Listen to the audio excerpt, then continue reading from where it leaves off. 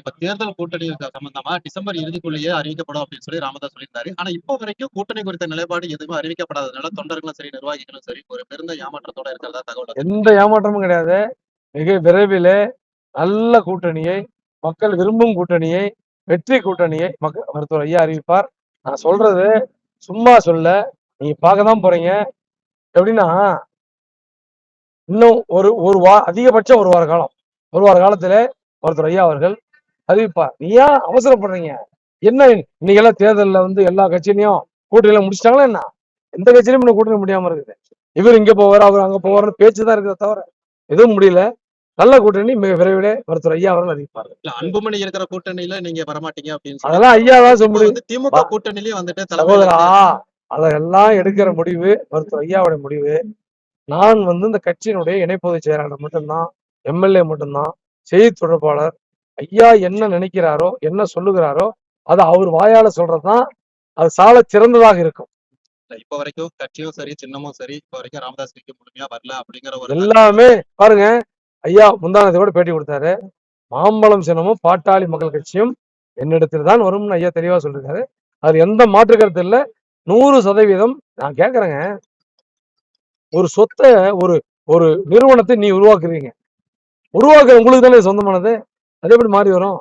அது நீதியும் நியாயமும் வெல்லும். மருத்துவர் ஐயா அவர்கள் தான் பாட்டாளி மக்கள் கட்சி.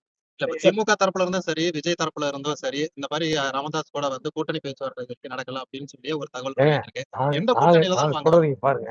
அதை பத்தி சொல்ல முடியாது. எதுவுமே கையெழுத்து போடாம கூட்டணி பத்தி உறுதி செய்ய முடியாது. அதை மருத்துவர் ஐயா அவர்கள் பார்த்துக் கொள்வார்.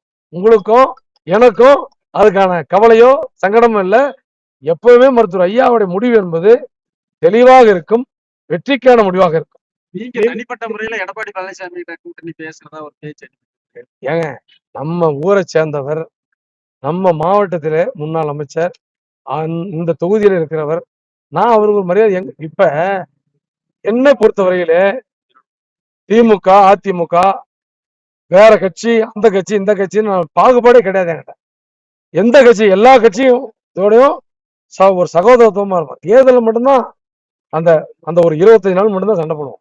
சண்டை கூட போட மாட்டோம், ஓட்டு கேட்போம். நான் எல்லாத்தையும் ஒரு உறவோட இருக்கிறவன் தான். இதுல ஒண்ணும் எனக்கு ஒன்றும். தொகுதி பங்கீடு குழு தனி கட்சியில் திமுகவிலும் சரி, அதிமுகவிலும் சரி அமைச்சிட்டாங்க. உங்களை யாரதான் கூப்பிடுவாங்கன்னு நீங்க நினைக்கிறீங்க? இல்ல, எங்க பாருங்க, ஐயா கிட்ட எல்லாம் பேசிட்டு இருக்கிறாங்க. அத நாங்களும் இவங்கிட்ட தான் பேசுறோம், அவங்க தான் பேசுறோம் சொல்ல மாட்டோம். எல்லாம் பேசிட்டு இருக்காங்க ஐயா கிட்ட.